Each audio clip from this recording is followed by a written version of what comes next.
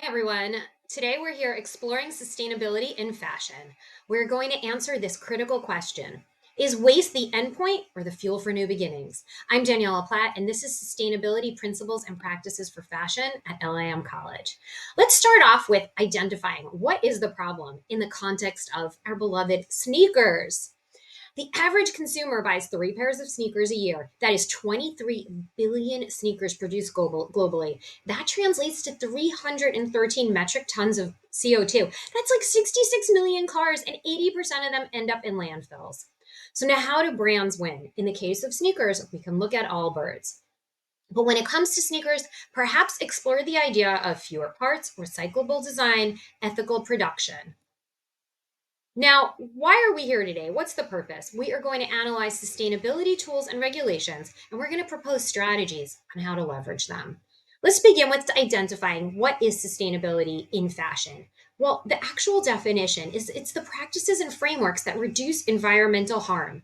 We're here to talk about ways that you can promote ethical labor across the entire life cycle of production of a garment, raw materials to their end of life. We're going to look into some standardized frameworks and regulations and understand from the beginning, why do these regulations even matter? So first of all, regulations, they provide credibility. This standardized way to measure environmental and social impact really helps brands equate from one another and helps them innovate and grow. The other thing that's really important to recognize is that accountability, it is no longer an option. Consumers demand proof. And lastly, the nice thing about frameworks is it's a shared language. So your global supply chain in every country, every nationality can understand and work together to create meaningful change and impact on our global economy.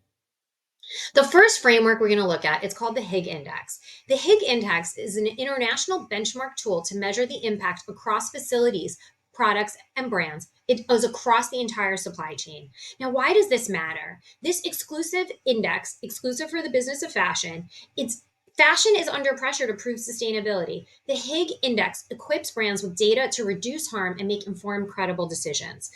Why is it great? Well, it's scalable, it's comprehensive. What are some of the problems to put into place? Well, it's costly to put into place and it's not necessarily transparent.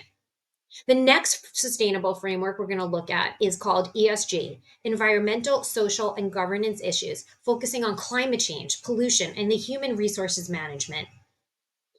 ESG is empowering companies with the purpose to help them make mindful decisions and sustainable strategies in place. Now, stakeholders understand the value of ESG, environmental, social, and governance issues, that it highlights risks in their supply chain. It points out the problems. And what it does by doing so is it delivers growth and new sources of value towards better solutions, offering different ideas, diversity, and supply chain transparency so your brand can do better. The last framework we're going to talk about today is called Cradle to the Grave. It examines the impact of raw materials to disposal with a nod towards circularity, waste minimization, and kind of a holistic product evaluation. The end goal of Cradle to the Grave is to really promote what's called a circular economy. By definition, a circular economy is challenging brands and consumers to shift from consumption to regenerative, meaning let's find a way to make clothing be either reused, repurposed, or recycled, not discarded. But what can we do from the beginning and not the end? So, now how can fashion brands rethink circularity? Well, there's three suggestions. They could source eco friendly materials, adopt cleaner production technologies, even offer local manufacturing for a local minimize shipping. Now, what are some of the strengths of these frameworks? The Higg Index is measurable, it's data, it's fashion specific, it offers specific standards that are global. ESG, it's widely accepted and it's understood at governance level. Cradle to the Grave, this holistic approach is for environmental impact over time and it is actionable. So, what are some of the common themes of these frameworks? Well, they're all transparent, they're all offering accountability, they're designed for circularity, and they care about business and labor welfare. But what are some of the challenges of implementing these frameworks? Well, supply chains are complicated, data is inconsistent, it's expensive, as we talked about, to implement. And if you're a small, medium sized enterprise, how do you have access to even put into place actions like this?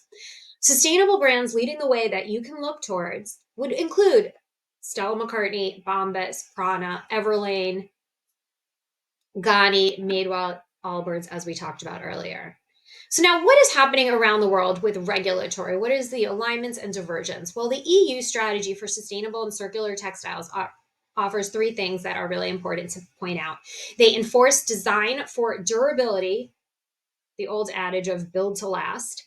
They ban hazardous chemicals and they extend the producer responsibility, which is known as EPR.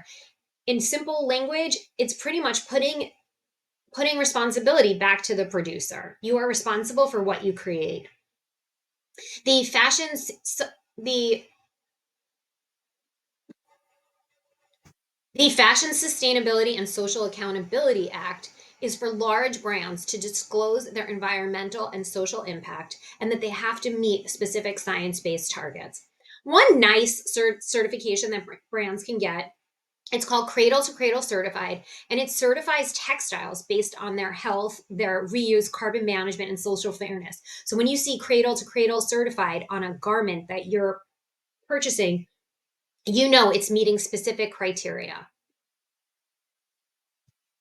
So now how do these regulations impact the industry? Well, policies are known to elevate sustainability. It's not that we're just trying to give a little extra value.